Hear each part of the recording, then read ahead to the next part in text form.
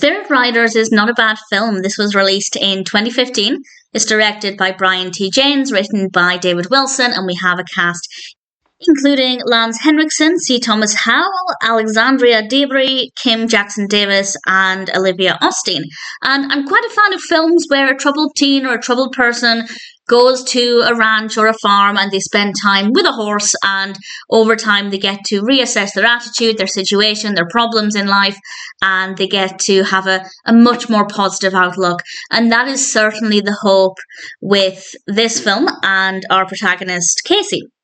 Kacie is not displaying the best of behaviours, and there is a reason for this. And I think the character's backstory is very well written. It was very easy to see why she's behaving in certain ways. And I think that was important for me, at least, because I did find her to be really unlikable for a lot of the film.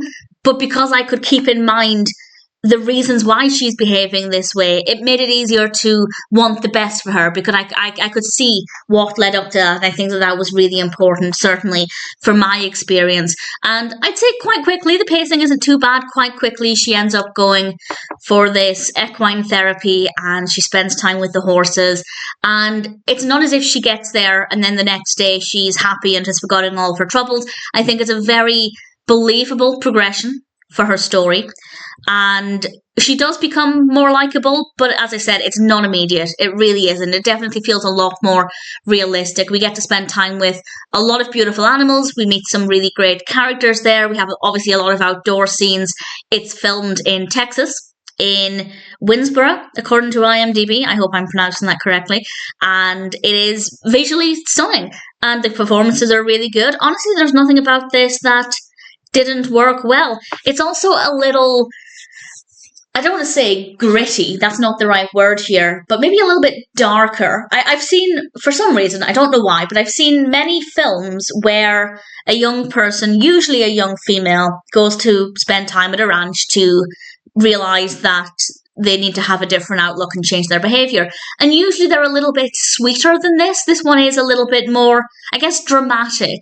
And there are things in this that we don't usually see. So, for example, there's a character smoking at one point, and I can't remember seeing that in other films that I've seen like this. The other ones are maybe a little bit more homely and a little bit sweeter, and maybe one could argue a little less realistic.